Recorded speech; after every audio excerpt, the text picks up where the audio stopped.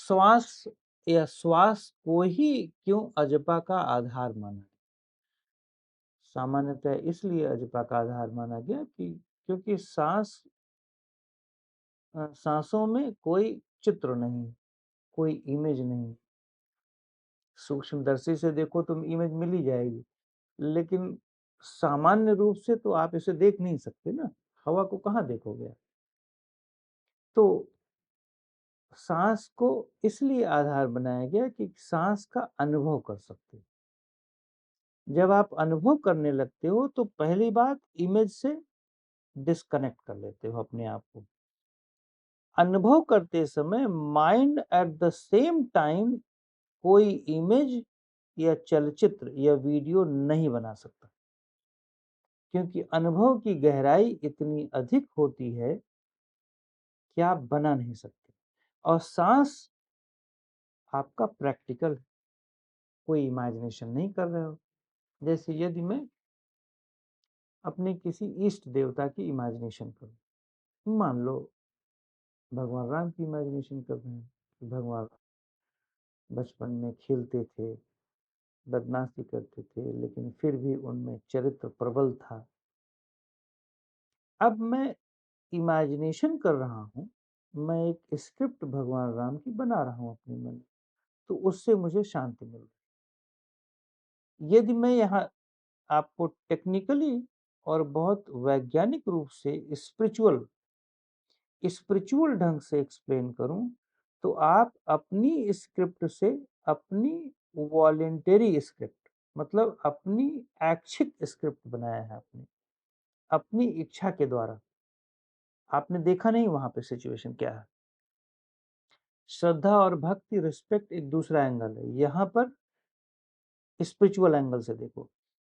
आप जो स्क्रिप्ट बनाया है आपने, इसको खुद बनाया है और खुद उसमें इमोशंस प्रोड्यूस कर रहा है, हार्मोनल इमोशंस प्रोड्यूस कर रहा है।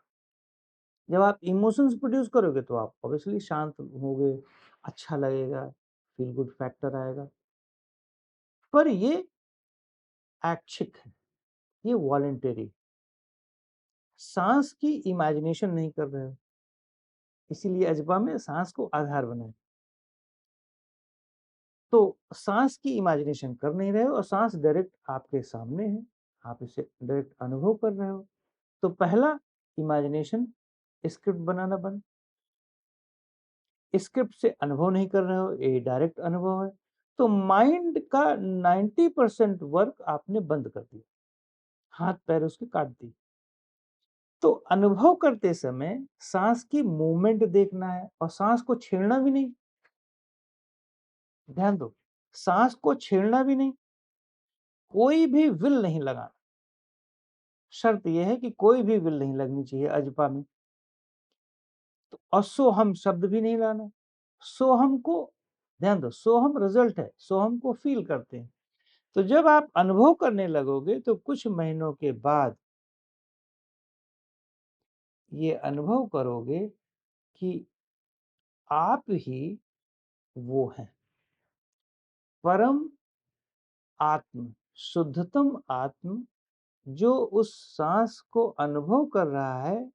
वो अनुभव करता ही अपने आप को अकर्ता का अनुभव करता है, वो कर्ता का अनुभव नहीं करता।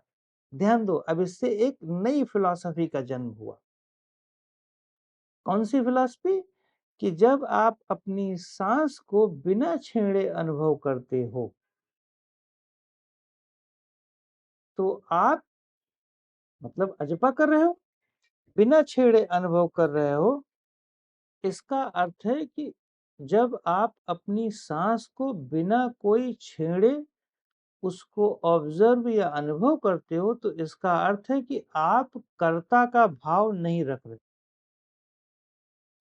आप इस समय अकर्ता हैं। अकर्ता का भाव भी नहीं है इस समय, ध्यान देना, न कर्ता का भाव है न कर्ता का भाव है, लेकिन आप एक्चुअल में अकर्ता है। क्यों? क्योंकि आप विलिंगली कुछ कर नहीं रहे। जब आप धीरे-धीरे इसमें बहुत गहराई से अनुभव करने लगेंगे, तो आपको स्वतः ही अपने अकर्तापन का बोध होगा कि मैं तो कुछ करता ही नहीं, मैं तो कुछ कर ही नहीं रहा हूँ, मैं सिर्फ़ दृष्टा हूँ। यही है अकर्तापन, यही है दृष्टापन की